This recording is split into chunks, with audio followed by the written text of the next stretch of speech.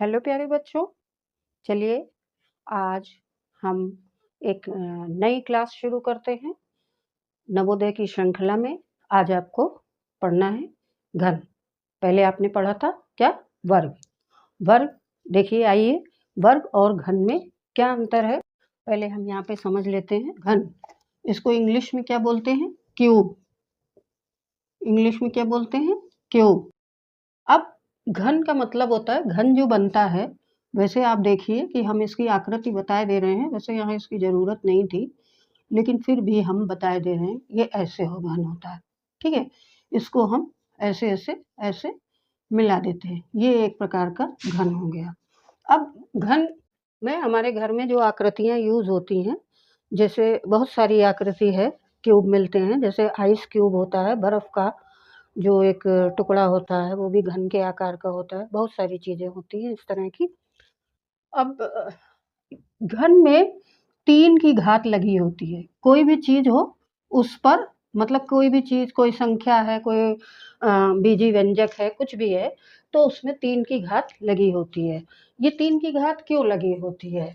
क्यों? क्योंकि घन में हमारा लंबाई होती है, चौड़ाई होती है, ऊँचाई होती है, ठीक है? LBH। अब घात 3 क्यों लगी रहती है? ये 3 चीज़ें हैं, इसलिए भी हम 3 कह सकते हैं। लेकिन घात लगी होती है 3, भाई 3 चीज़ें हैं, अलग-अलग लिखी जाएँ। कारण इसका ये है क्योंकि घन की जो लंबाई होती है, जो चौड़ाई होती है, जो ऊँचाई होती है, ये बराबर होती हैं। मतलब जितनी लंबाई होगी, उतनी ही चौड़ाई होगी, उतनी ही ऊँचाई होगी। इसलिए यहाँ घात 3 लगी होती है। अब हमने इसको वर्ग से कंपैरिजन करने के लिए बोला, यानी वर्ग में क्या था? घात 2 लगी रहती थी।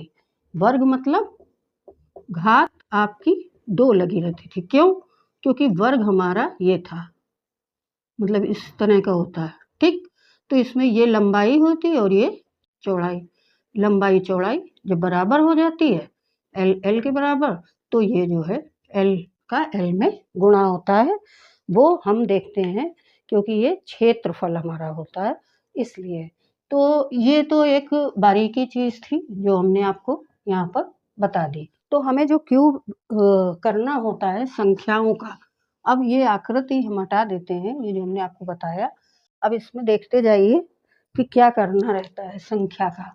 जैसे हमको 1 का क्यूब करना है, मतलब 1 की घात 3 इसको बोलेंगे घन। तो 1 का घन क्या मतलब हुआ? 1 गुणे 1 गुणे 1 बराबर 1, ठीक? अब 2 का घन करना है, ठीक? तो क्या होगा? 2 गुणे 2 गुणे 2 बराबर। अब यहाँ पर गुणे की बात आती है कि हम कैसे गुणा करें। 2 दूनी 4। अब जब 2 दूनी 4 हो गया, फिर 4 का इसमें करेंगे, 4 दूनी 8, ठीक है? इसी तरह जब हम 3 का करेंगे तो क्या आएगा? 3 गुणे 3 गुणे 3, यानी पहले हम 3 का 3 में करेंगे, 3 तिहाई 9, और ये जो 9 आएगा इसका हम फिर से 3 में करेंगे। ये चीज़ मैं बार-बार इसलिए बता रही हूँ कि अभ्यास करते-करते आपको ये प्रैक्टिस हो जाएगी। ऐसा ना कोई करे कि 3 तिहाई 9 और फिर पता नहीं उसमें क्या करे, या 3 का 3 बार तो गलत हो जाए। 3 तिहाई 9, 9 त्रिक 27। तो अब ठीक, जैसे इसी प्रकार मैंने बताया कि 5 का 3 तो 3 बार करेंगे, पचम 25, और फिर 25 का 5 में कर देंगे 125। 6 का इसी तरह करेंगे, 6 छंग 36, 36 छक्का 216। फिर 7 का करेंगे, 7 सत्ते 49, 343। 8 का करेंगे इसी तरह। मतलब हमारा कहने का ये है कि पहले हम 2 डिजिट जो हैं हमारी पहले वाली, उनका गुणा करेंगे और उसका जो गुणनफल आएगा उसका हम अगली डिजिट से गुणा करेंगे, तब हमारा 3 बार ये पूर्ति होती है। अब जैसे 0 जिसमें लगा होता है, तो जैसे वर्ग में हमने देखा था कि अगर इकाई का अंक 0 होता है तो वहाँ इकाई दहाई का अंक 0 आता है। लेकिन अगर इसी जगह आप समझ लीजिए कि जैसे क्यूब जब होता है, किसी भी संख्या का क्यूब हो, मतलब और अगर उसमें इकाई का अंक 0 लगा हो तो हमारे क्या होंगे, इकाई, दहाई, सैकड़ा तीनों अंक 0-0 आएंगे और उसके बाद जो है जो अंक होगा उसका 3 बार। मान लीजिए इसी जगह आप देखिए कि मान लीजिए हमें 40 का घन निकालना है, क्यूब निकालना है, तो हम इसमें क्या देखेंगे कि हमारा इकाई का अंक 0 है, यानी उस जो घन हमारा होगा उसमें 3 0 तो होंगे। अब दूसरी डिजिट हमारी 4 है, तो 4 का घन हमें देखना है। तो ये 4 का घन देखिए, 4 चौक 16 और 16 चौको 64। तो जब हमने लिखा तो हमारा यहाँ आ गया 64,000।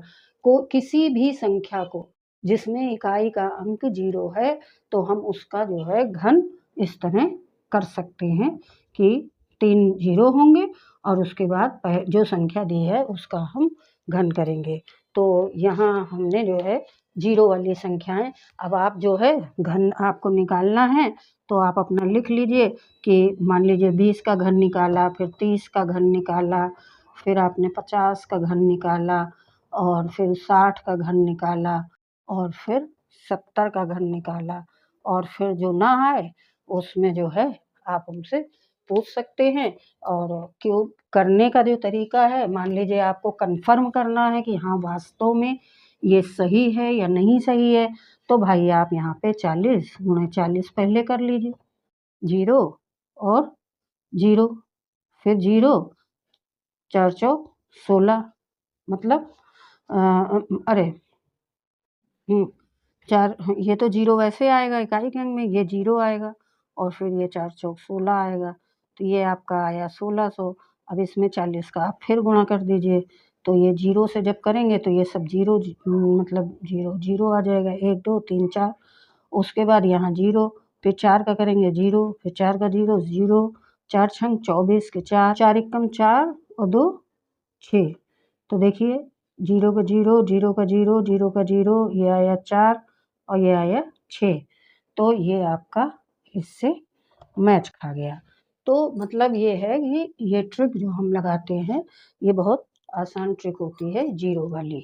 तो अब जो है इसके आगे हम और संख्याओं का घन करेंगे नेक्स्ट वीडियो में। Till then take care and bye.